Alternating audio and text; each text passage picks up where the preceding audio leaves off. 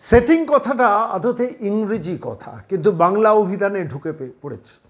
সম্ভবত বাংলার সমস্ত অভিধানে বা ডিকশনারিতে সেটিং শব্দটা ঢুকে পড়েছে সাইলেন্টলি। বাংলার রাজনীতির এটা একটা বড় উপহার বাংলার অভিধানকে। আমি এই কথাটা বলে শুরু করলাম কেন বলুন তো? দেবাশিস আপনারা জানেন যে এই মুহূর্তে জুনিয়র ডাক্তার আন্দোলনের অন্যতম পরিচিত মুখ, গঠন ছোট, একগাল দাড়ি, কথা স্পষ্ট বলেন, ঝাঁজ আছে, তেজ আছে, স্পষ্ট কথা বলতে তার জুড়ি নেই। সেই দেবাশিস গতকাল মহামিছিলের পর মহাসমাবেশ ধর্মতলায় যখন হচ্ছে, সেইখানে একটা বক্তৃতা দিল এবং সেই বক্তৃতায় গিয়ে স্পষ্টত বলে দিল যে যদি কোনো সেটিং হয়, কথাটা আমার কানে বাজলো। আমার মনে হলো ওই বক্তৃতার ওই ছোট্ট একটা অংশ একবার আপনাদের শুনিয়ে দিই। রাজ্য প্রশাসনকে তো তোমরা এত কিছু বলছো, সিবিআই তাকে কিছু তোমরা বলছো না। আমরা বলতে চাই, আমরা কাউকে ভরসা করতে পারছি না। আমরা দেখেছি যে সিবিআই সুপ্রিম কোর্টে কি বলছে এবং আমাদের সেশন কোর্টে সিবিআই এর লয়াররা কি কথা বলছে। চরম দায়িত্ব জ্ঞানহীনতা। আমরা দেখেছি সিবিআই সুপ্রিম কোর্ট সুমোতন কেস নেওয়ার পর, সুপ্রিম কোর্ট সিবিআই দায়িত্ব নেওয়ার পর কতগুলো কেস আজও অমীমাংসিত আমরা দেখেছি। ফলত আমাদের এই আন্দোলনের আগুনকে যদি আমরা জিয়ে রাখতে না পারি, তাহলে হয়তো ওপর কোনো সেটিং হয়ে যাবে। আমরা এই সেটিং করতে দেব না। প্রয়োজন হলে আমরা দিল্লি যাব, প্রয়োজন হলে আমরা এই যে প্রত্যেকটা কেস যেগুলো আজকে অমীমাংসিত, প্রত্যেকে একসাথে বসে অভয়ার জন্য আমরা যেমন আছি, বহু বিচার অমীমাংসিত, তাদেরকে একসাথে নিয়ে দিল্লির বুকে হোক আমরা একসাথে আওয়াজ তুলব। এই কথাটা কেউ যাতে ভুলে না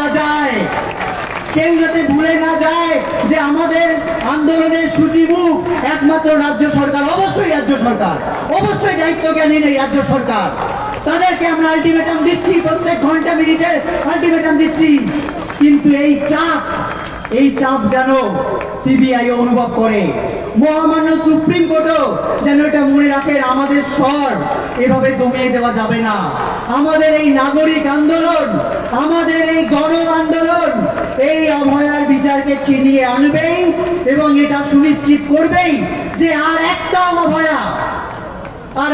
অভয়া ডিউটিতে নয়, ডিউটিতে হোক কিংবা রাস্তায়, অফিসে হোক কিংবা ঘরে, ছেলে হোক কিংবা মেয়ে কিংবা যে কোনো প্রান্তিক জনতার মানুষ, প্রত্যেকে সুরক্ষিতভাবে শাসকের রক্তচক্ষু, ভয়ের রক্তচক্ষু উপেক্ষা করে সুরক্ষিতভাবে কাজ করতে পারবে, স্বাধীনভাবে বাঁচতে পারবে, সেটা সুনিশ্চিত করা এই নাগরিক আন্দোলনের কর্তব্য। এবং এই কর্তব্য থেকে আমরা পিছু হতে। মেডিকেল কলেজের জুনিয়র ডাক্তার, তার মুখে সেটিং শব্দটা বেরিয়ে এলো কেন? আমি খুব সংক্ষেপে ব্যাখ্যা করবো on a very serious note. যে দেখুন, বাংলা রাজনীতিতে সেটিং, আন্ডারস্ট্যান্ডিং বিভিন্ন সময় একটা মাত্রা পেয়ে গেছে। ধরুন, কংগ্রেস পশ্চিমবঙ্গ থেকে হারিয়ে গেছে দলগতভাবে। তার কারণ দিল্লির কংগ্রেসের সঙ্গে পশ্চিমবঙ্গের সিপিএমের, অর্থাৎ দিল্লির কংগ্রেস নেতৃত্ব, দিল্লি যখন সরকারের ক্ষমতায় ছিল, ডক্টর মনমোহন সিং যখন 10 বছর ক্ষমতায় ছিলেন, কিংবা তারও আগে যখন রাজীব গান্ধী ভারতবর্ষের প্রধানমন্ত্রী ছিলেন বা নরসিংহ রাও পশ্চিম ভারতবর্ষের প্রধানমন্ত্রী ছিলেন, সেই সময় এই পশ্চিমবঙ্গের সিপিএমের ব্যাপারে খুব কড়া ব্যবস্থা তারা নিতে পিছপা হতেন। কিন্তু পশ্চিমবঙ্গের সিপিএমের কংগ্রেসের লোকজন প্রচুর চিৎকার চেঁচামেচি করতো। কিন্তু স্বাভাবিকভাবে মানুষের মনেই ধারণা গেঁথে গিয়েছিল যে পশ্চিমবঙ্গের কংগ্রেসের সঙ্গে দিল্লির কংগ্রেসের সঙ্গে দিল্লির কংগ্রেসের সঙ্গে পশ্চিমবঙ্গের সিপিএমের একটা আন্ডারস্ট্যান্ডিং আছে। আন্ডারস্ট্যান্ডিং বলতে সেটিং আছে। এবার দেখুন দ্বিতীয় পর্বটা দেখুন। কংগ্রেসের মধ্যে পশ্চিমবঙ্গে একটা বড় শ্রেণী ছিলেন, বড় শ্রেণীর নেতৃত্ব ছিলেন, যারা আর তৃণমূলের সঙ্গে, মানে তৃণমূল নয়, সিপিএমের সঙ্গে পশ্চিমবঙ্গে আন্ডারস্ট্যান্ডিং করে চলতেন বলে মমতা বন্দ্যোপাধ্যায়ের রাজনীতির উত্থানেই বাংলা থেকে হয়। আপনারা ভালো করেই বোঝেন যে মমতা বন্দ্যোপাধ্যায় তরমুজ সংস্কৃতির কথা বলেন, অর্থাৎ বাইরেটা সবুজ, অর্থাৎ বাইরেটা কংগ্রেস, ভেতরটা লাল, অর্থাৎ ভেতরে সিপিএম। বাইরেটা সবুজ, ভেতরে লাল, তরমুজ, অর্থাৎ সেখানে একটা পশ্চিমবঙ্গের জ্যোতিবাবু, বুদ্ধবাবুদের সঙ্গে তাদের সেটিং আছে। এই খাতে নাম ফেলা হতো প্রিয় সুব্রত সোমেন, বিশেষ করে সুব্রত মুখোপাধ্যায় এবং সোমেন মিত্রকে। সেই জায়গা থেকে দাঁড়িয়ে এটা মানুষকে বিশ্বাসযোগ্য করিয়ে মমতা বন্দ্যোপাধ্যায় তৃণমূল কংগ্রেসের জন্ম দেন 90-এর দশকের গত শতকের একদম শেষ ভাগে। সেখানেও কিন্তু সেটিং, অর্থাৎ পশ্চিমবঙ্গ কংগ্রেস, দিল্লির কংগ্রেস পশ্চিমবঙ্গ সিপিএমের সঙ্গে সেটিং করেন। আবার পশ্চিমবঙ্গের কংগ্রেসের কিছু নেতা তারা আবার সিপিএমের সঙ্গে সেটিং করে। এই করে 2011 এলো। 2011-র পর পশ্চিমবঙ্গে সিপিএম ক্ষমতায় এলো, ক্ষমতায় না, তৃণমূল ক্ষমতায় এলো, সিপিএম প্রধান বিরোধী দল। তারপর পরবর্তীকালে দিন গড়ালো কংগ্রেস প্রধান বিরোধী দল, আব্দুল মান্নান পরিষদীয় দলনেতা। তার আগে 2011 থেকে 16 ডক্টর সূর্যকান্ত মিশ্র, তিনি ছিলেন মূল বিরোধী দলনেতা। এই সময় আস্তে আস্তে করে বিজেপির উত্থান হলো এবং বিজেপি ক্রমশ 2019 থেকে ডানা মেলতে শুরু করলো। 2016 না, 2019-এর লোকসভা নির্বাচন থেকে বিজেপি ডানা মেলতে শুরু করলো। 18 জন সাংসদ, তারপরে প্রায় 75-76 জন বিধায়ক পেলেন 2021-এর নির্বাচনে। এই সময় থেকে আবার বাংলার রাজনীতিতে সেটিং শব্দটা ভেসে এলো। কেন এলো? অর্থাৎ সিবিআই এবং ইডি শেষ পর্যন্ত তৃণমূলের নেতাদের ঘাঁটাচ্ছে না। অর্থাৎ সিবিআই এবং ইডিকে পেছন থেকে ব্রেক এবং গিয়ার কষে রেখেছে কারা? দিল্লির বিজেপির নেতৃত্ব। অর্থাৎ দিল্লির বিজেপির সঙ্গে পশ্চিমবঙ্গের তৃণমূলের একটা আন্ডারস্ট্যান্ডিং আছে। অর্থাৎ সেখানেও ফিরে আসছে ওই সেটিং শব্দটা। কি অদ্ভুত না, বাংলার রাজনীতিতে বাংলার মানুষের এত যন্ত্রণা, শিল্প নেই, শিক্ষা নেই, চাকরি নেই, চুরি দুর্নীতিতে ভরে গেছে বাংলার সমাজ। সেইখানে দাঁড়িয়ে বারবার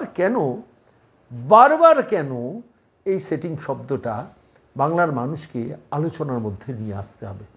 সিপিএমের সঙ্গে কংগ্রেসের হাইকমান্ডের সেটিং, আবার কখনো পশ্চিমবঙ্গ কংগ্রেস নেতাদের সঙ্গে সিপিএমের রাজ্যের মুখ্যমন্ত্রীদের বা রাজ্যের সিপিএম দলের সেটিং, আবার কখনো 2016-র পর 2019-এর পর যখন কেন্দ্রীয় বিজেপির সঙ্গে পশ্চিমবঙ্গের তৃণমূল কংগ্রেসের আবার সেই সেটিং শব্দটা ফিরে আসছে।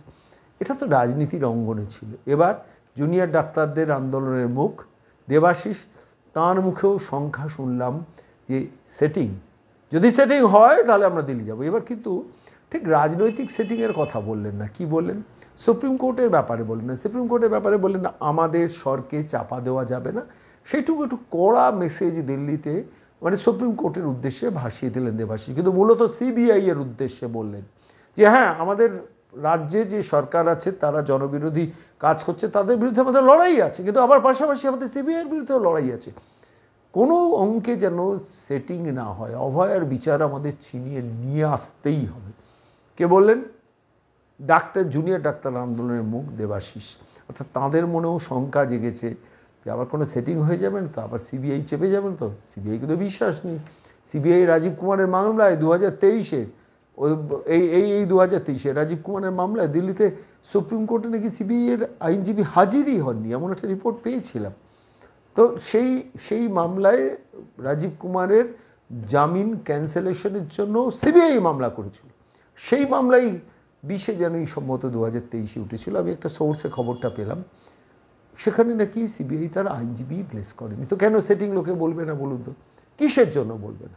এবার ধরুন পশ্চিমবঙ্গের রাজনীতিতে এই ভাইপোর বাইরে বারবার বিদেশে উড়ে যাওয়া, বেরিয়ে যাওয়া, তাকে না ডাকা, রক্ষা কবচ সুপ্রিম কোর্ট থেকে তুলে নেওয়ার পরও তাকে কোনোভাবে বিরক্ত না করে, এর মধ্যেই তো সেটিংয়ের গন্ধ বাংলার মানুষ রাজনীতিতে পায়। কিন্তু তাই বলে জুনিয়র ডাক্তারদের নেতারা সেটিংয়ের গন্ধ পাচ্ছেন?